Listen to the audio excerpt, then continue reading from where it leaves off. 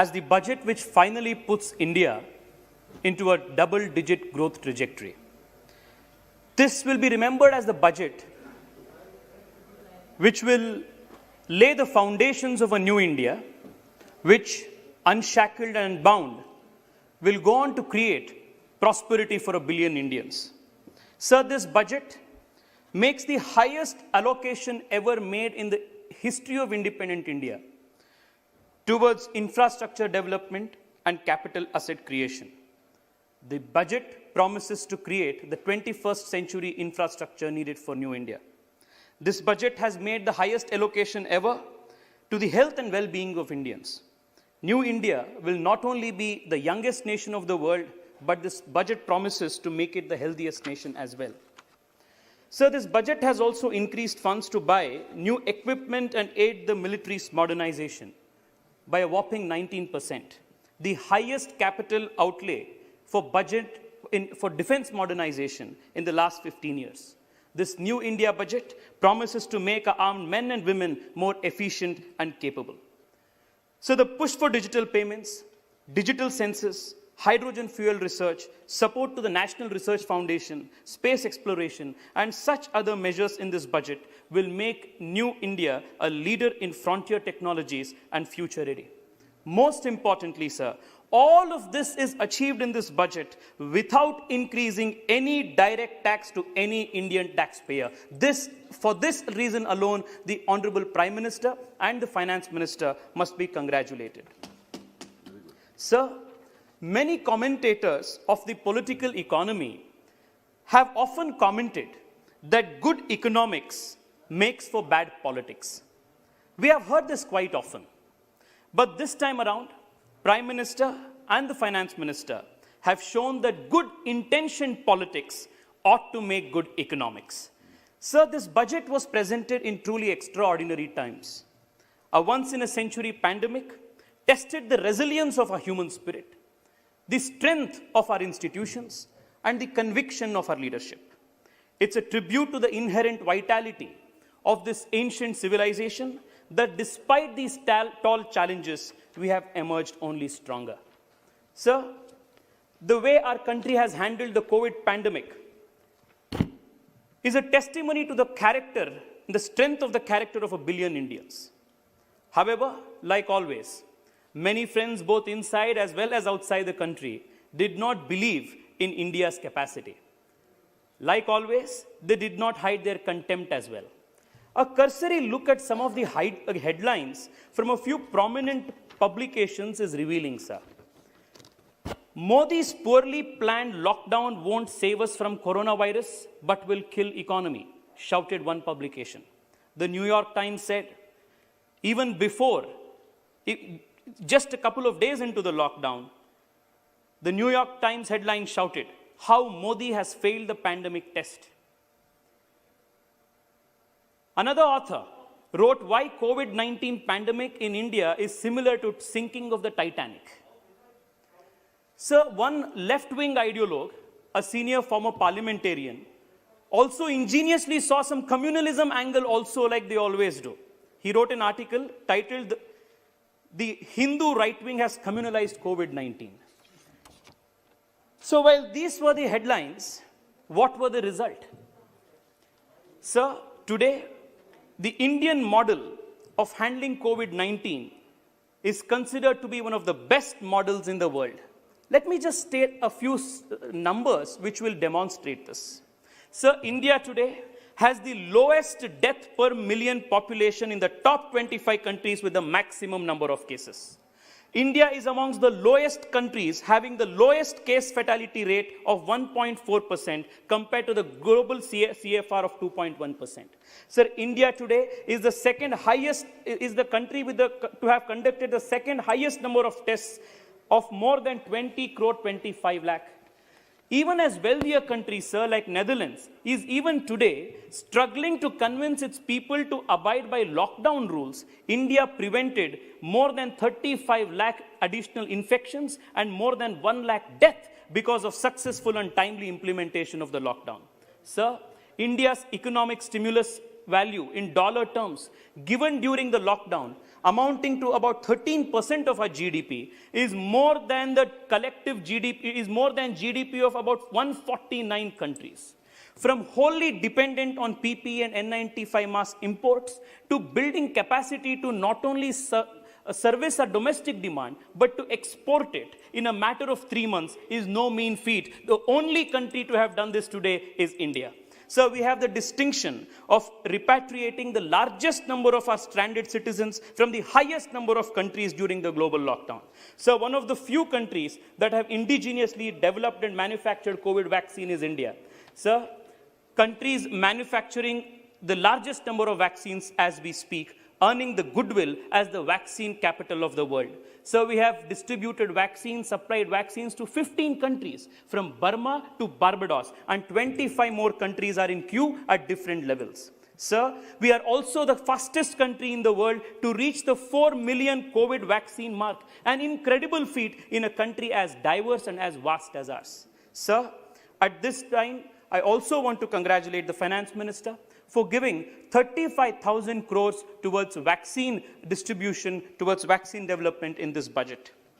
Sir, in the course of the remarks, Dayanidhi Maran ji very sarcastically expressed doubts on the credibility of the vaccine. He asked, why is the Prime Minister not the first person to take the vaccine? Sir, perhaps if this was old India, the politicians would have been the first people to take the vaccine, sir. This is the new India where the frontline workers, our doctors, our Safai Karamcharis, these people are being given importance, sir. So perhaps if this was old India, maybe the family of Dayanidhi Maran ji, his grandmother, grandfather, Stalin ji, Udaynidhi ji, all of them, maybe they would be the first people to take vaccines, sir. This is new India. Therefore, we are not allowing politicians to take any privileges out of turn. The ones who are fighting for this country, the ones who are frontline workers, they will be prioritized in giving the vaccine, sir. Sir, at the same time, sir,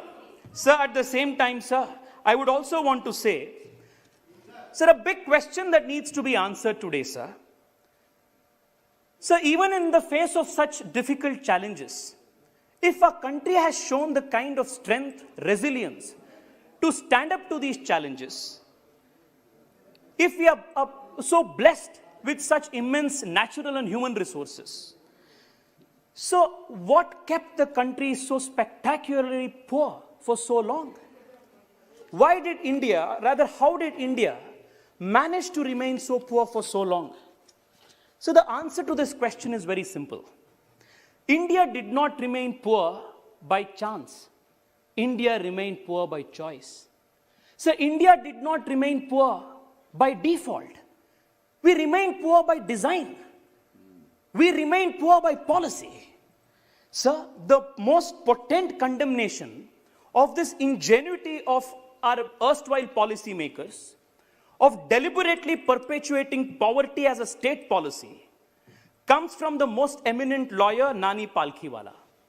Sir, speaking in 1990 on the occasion of India's 43rd independence year, he remarked, and I quote, "The Economist rightly remarked in January 1987 that socialism as practiced in India had been a fraud.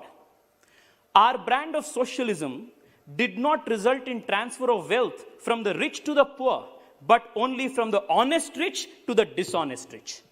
We built up state-owned enterprises called the public sector in India. The sleeping sickness of socialism is now universally acknowledged, but not officially in India. No fewer than 231 public sector enterprises are run by the union government and 636 by the state governments. These public sector enterprises are the black holes, the money guzzlers, and they have been extracting an exorbitant price for India's doctrinaire socialism. There is a tidal wave of privatization sweeping across the world from Bangladesh to Brazil, but it has turned aside in its course and passed India by. The most persistent tendency in India has been to have too much government and too little administration, too many laws and too little justice, too many public servants and too little public service, too many controls but too little welfare.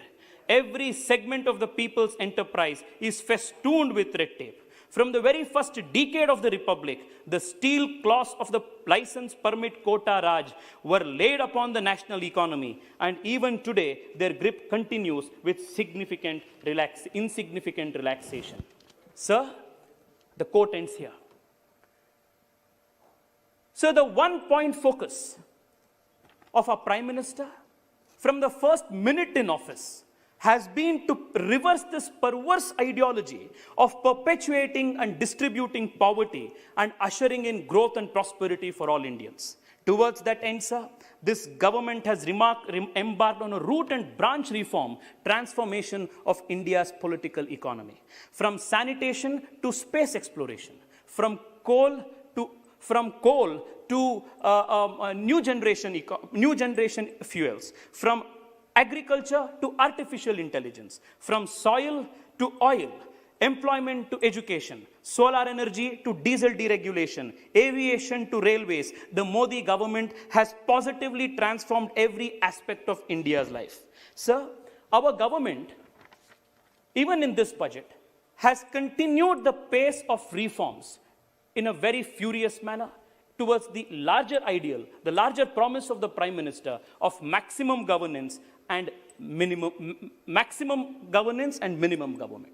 Sir, even traditionally, India had always frowned upon the practice of government being in business.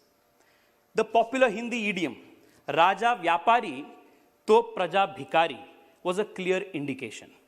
This budget, sir, for the first time, uses the word privatization, is unapologetic about the fast-paced disinvestment and asset monetization. It was high time, sir, that our government stopped the disastrous socialist practice of putting good taxpayer money into badly run government businesses. Sir, this country, especially the young generation of Indians that I so proudly represent here, sir, is extremely grateful to our Prime Minister for stopping this very wrong practice and charting a new economic course of prosperity for this country, sir.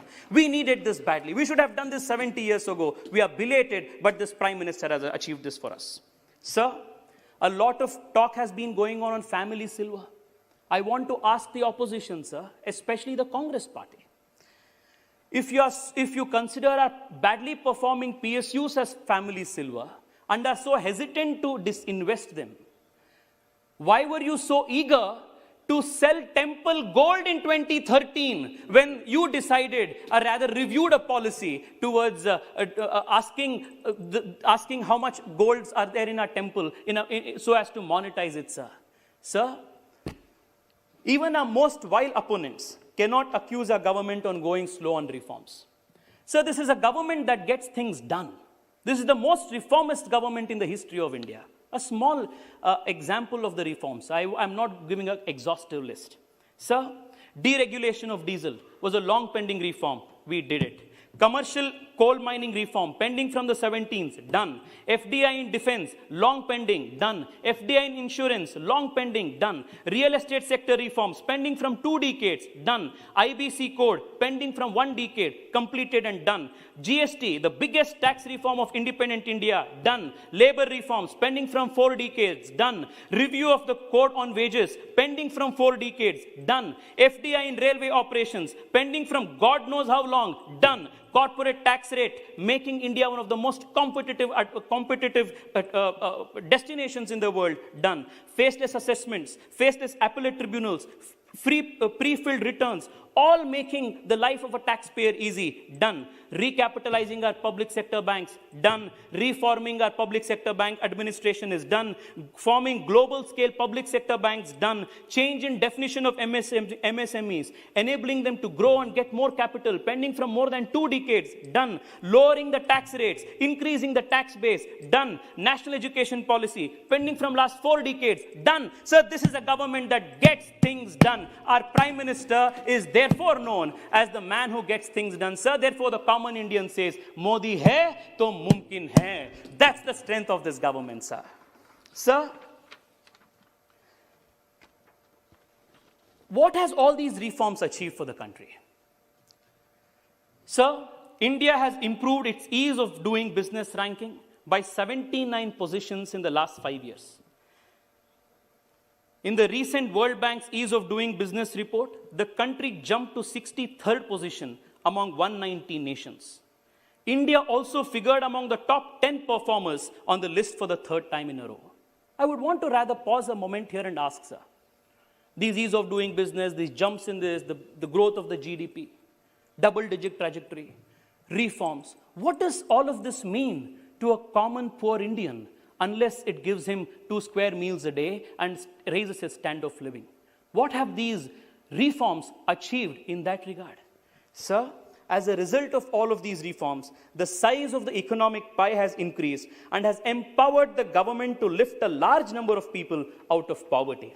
Sir, it gives me immense joy and pride today, sir, to stand here and say that under Prime Minister Narendra Modi, India has lifted the highest number of Indians out of poverty in the shortest period of time. And as a result of this, from 2019 onwards, India is no longer the country having the most number of poor people, sir. I want to tell my Congress friends, remind them, this is how Garibi Hatao is done, not by sloganeering, through a dedicated perseverance and hard work. We have lifted, sir, I would repeat again, we have lifted, sir, the highest number of poor people in India out of poverty in the shortest period of time.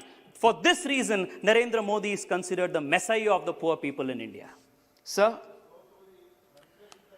for a long time, inane and meaningless debates have gone on in this country for a very long time, sir, on pitching growth against distribution, what should be the right economic ideology. Sir, pro-welfare in microeconomics and pro-market in macroeconomics. This has been the hallmark of Narendra Modi's style of economy. A third way, a unique model of economic development that the world is very keen to follow. Sir, while we are here, I would also want to dwell a couple of minutes on how difficult pushing all of these reforms have been. Take the farmer reforms, for example, sir. So from the time I have been in school, and people of my generation, all of us have read in our textbooks, sir, that the Indian farmer is subject to the vagaries of monsoon. They're exploited by bloodthirsty money lenders, that they have very little small land holdings. My elder brother studied it, I studied it, and my younger cousin is also studying it today. Neither did the fate of the farmer nor the textbook material both change in the last so many years. Sir, in the name of the farmer, however, lot of self-styled farmer leaders enrich themselves, while the farmer was in a perpetual vicious cycle of debt, poverty, loan, and the only escape route out of it was suicide. This was the desperate situation to which we had pushed the farmers of this country. Sir, like the term secularism, protecting farmers' interest is one of the most abused words in this country, sir, which has stalled all progressive farm reforms which would have otherwise benefited the farmer. Sir, what has been the political shortcut for farmer welfare? To announce loan waivers once in 5 years during elections and forget about the farmer for the next 5 years until the next elections. This has been the exact practice. But we are a government that is neither irresponsible nor believes in taking shortcuts. Sir, while the opposition invested in protests, we invested in the Indian farmer. While they were busy running that India is intolerant, we issued 22.41 crore soil health cards to our farmers. While the opposition was preoccupied in Shaheen Bagh, we built 10.75 crore toilets for the poor of India in villages from 2014, sir. While the opposition was lost in the Tukde protests in JNU and AMU, we ensured that no person in the country, no villager in the country, no farmer in the country will remain in dark, and we ensured 100% electrification of India's villages. While the opposition was busy name-calling Modi ji as agent of Ambani Adani, we opened bank accounts of 41.75 crore poorest of poor Indians through the PM Jan Dhan Yojana and seeded it with the Aadhaar and mobile phones. While the opposition was busy blocking roads with Rasta Rokos and Chakka jams, we sanctioned 2.11 lakh kilometer of road connectivity for villages under the Prime Minister Gram Sadak Yojana since 2014. while the opposition was busy lying to farmers about farm reforms that would actually and indeed benefit the farmer, we gave assistance of rupees 6,000 crore to 11.58 crore farmers under the PM Kisan Samman Nidhi, sir. While the opposition was busy sharing Rihanna's tweet and Greta Thunberg's toolkit for how to create riots, we completed giving crop insurance under the Fasal Bima Yojana to 8.85 crore farmers of this country, sir. So this is how farmer development is done. This is how farmer infrastructure is created. And this is how the trust of farmers is earned. Sir, what exactly that the farmer reforms propose to do? In essence, it gives our farmer the choice to either sell at the APMC Mandi or anywhere else to whomsoever he deems fit, or whosoever gives him the best price. It neither removes the APMC nor compels the farmer to a particular entity. What can possibly wrong in giving our farmers choice? Sir, I wanted to ask Rahul ji. Of course, he does not have the habit of attending parliament, sir, but through you, I want to make this request. Sir, I want to ask Rahul ji. While Rahul ji must have the choice to contest from Wayanad in Kerala, because he thought that he had better chances of winning from Kerala than in his home constituency of Amethi. Why should the farmer in Amethi why should the farmer of Amethi not have the choice to sell in Kerala if he thinks that he gets better choice, better price? Sir, this giving of choice, this empowering the farmer, Indian farmer with choice to sell where he wants cannot be in any measure deemed to be anti-farmer, sir. Sir, this budget rightly focuses on agricultural infrastructure. Just I want to correct it. Rahulji is regularly attending the parliament session. Glad to know that, sir. Well, we will check the attendance later, sir. This budget focuses on agricultural infrastructure, agricultural development cess, which is going to be used for development of this infrastructure. Sir, there are two other important areas that this budget has highlighted upon. Sir, this budget promises to create the 21st century infrastructure for India, the highest ever capital expenditure made in any budget till now. Sir, my government, under the Prime Minister, has built 1/3 of all national highways in India in just the last 6 years. How the space at which we have been building infrastructure, sir, is unprecedented. The outlay for the Ministry of Road Transport is enhanced in this budget to rupees 1.18 lakh crore, sir. In the same way, sir, I want to congratulate Railways. The Honorable Minister for Railways is here, sir. Under his leadership, India has achieved a 371% increase of electrification while compared to UPA, sir. 371% increase of electrification compared to the UPA years. Sir, by 2024, all of Indian railways will be set to be 100% electrified, leading to fuel savings of about 14,500 crore per annum. Sir, our trains have become faster, safer, and more punctual under the Prime Minister's leadership. The National Rail Plan for India 2030, projected in the budget, supported in the budget, will bring our trains on par with the best in the world. Sir, this budget has also stressed and given importance to creating urban metro rail.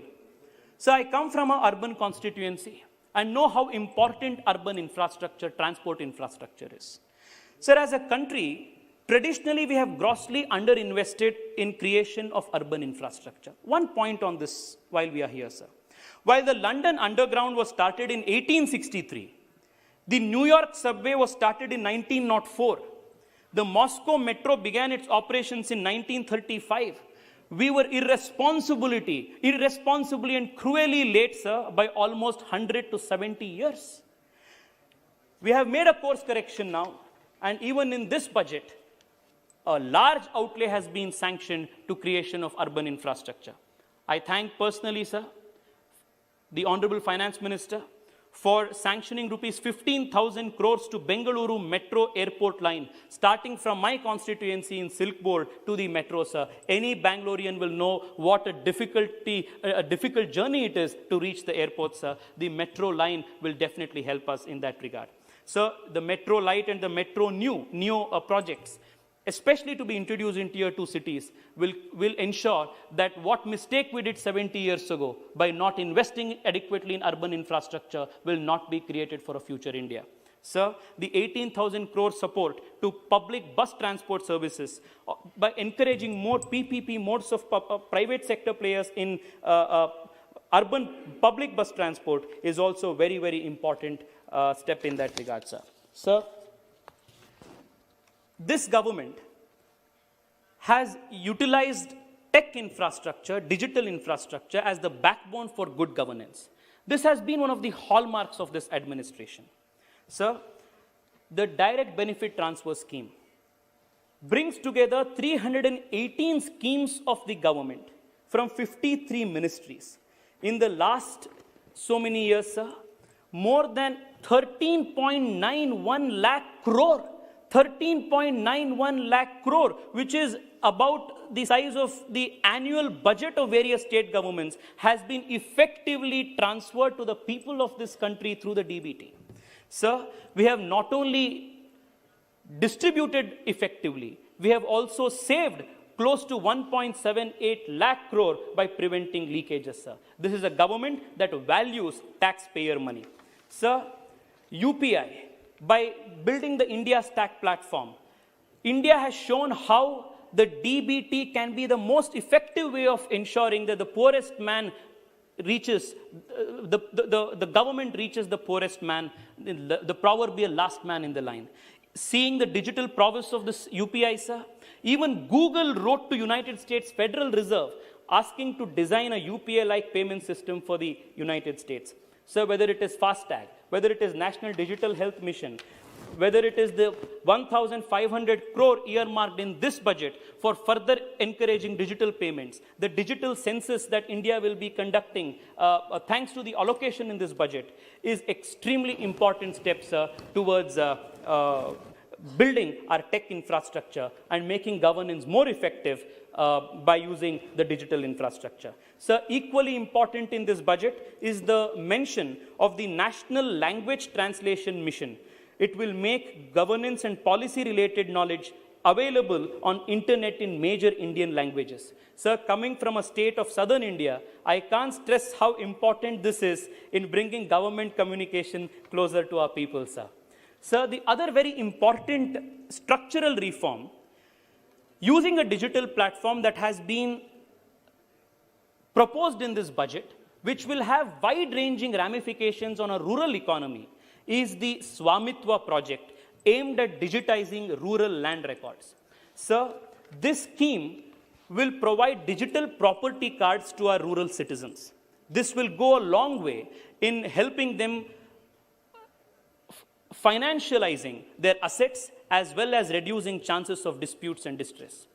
So the Peruvian economist Hernando de Soto, in his celebrated work, The Mystery of Capital, states that developing nations must recognize and protect the property that poor people have created, but which is currently of uncertain legal validity, and thus is of little use in securing the loans necessary to invest in personal or business development.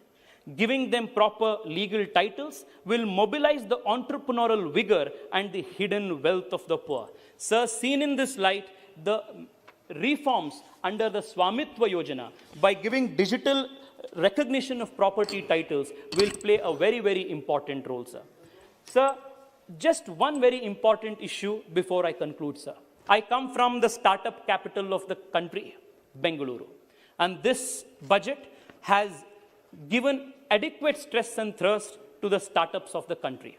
Sir, from abolishing and resolving the issue of angel tax, to setting up of commercial courts, to enabling direct listing of Indian companies on foreign exchange, or the Startup India program, the Prime Minister has supported Indian startups. Sir, the budget this time mentions that one-person companies will operate without restrictions. This is going to create a great amount of jobs by enabling more young people to incorporate companies easily, test their business ideas, scale them up, and employ more people. Sir, the National Research Foundation has been allocated 50,000 crore rupees, sir. Any country, especially in a modern economy today, if it has to progress, has to make advances in technology. And in that direction, sir, the National Research Foundation grant is extremely important. Sir, this budget is futuristic also because this budget speaks of and gives support to green energy, sustainable growth, and energy security. Sir, it is a matter of great pride for India today that of the 5 largest solar power plants in the world, 4 are in India today. We have taken the leadership in the world today by starting International Solar Alliance. This budget further gives boost to non-conventional energy sector by additional capital infusion of 1,000 crores. Sir, I will not take more than 2 minutes, sir. I am just coming to my conclusion, sir. This budget, sir, this budget also promises a hydrogen mission.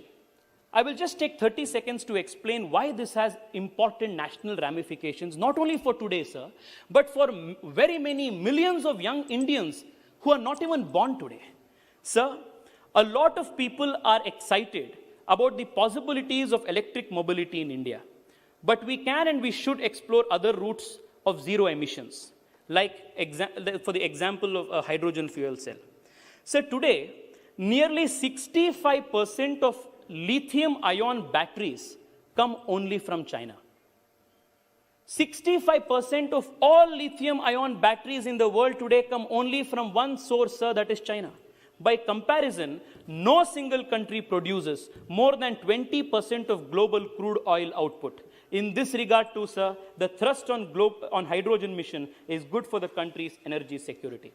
This budget also shows that we are sensitive and a responsive budget. Sir, whether it is bringing under the fold of the labor law reforms the new employees of the gig economy, or the reforms made to One Nation card, or the amendment made to the Deposit Insurance Credit Guarantee Act so that the investors can have time-bound access to their deposit to the extent of the deposit insurance, are all in the direction of making showing that this is a more sensitive and a more extremely caring government, sir. Sir, you also come from the south of India, like I do.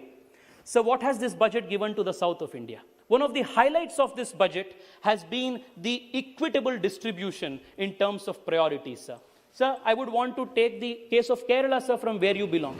Sir, Kerala, in this budget, has got 1.33 lakh crore. Tamil Nadu has got 2.9 lakh crore. Telangana has got 79,000 crore. Sir, and Karnataka, sir, my state has got 83,000 crore. Sorry, 1.76 lakh crore. Sir, all of these states have got the highest allocation of budget compared to any of the previous budgets, sir. Sir, I would just want to conclude, sir, by understanding the importance of the Atmanirbhar Bharat. Our Prime Minister has given a clarion call for building a self-reliant India. The spiritual and philosophical underpinning of Atmanirbharta can be found in the Bhagavad Gita. In the Bhagavad Gita, Lord Krishna tells us, Uddhared Atmanatmanam Atmanam Avasadayed Atmaiva Atmano Bandhuhu Atmaiva Ripuratmanaha. Our rise is the result of our actions. Our fall is the result of our actions. We are our own friend. We are our own enemy. We are the makers of our own destiny, sir. Sir, together, let us build a prosperous India and let us make a self-reliant India, which is the hallmark of India's new generation. I once again thank the Honorable Finance Minister and our dynamic Prime Minister for this forward-looking, futuristic budget, which will secure the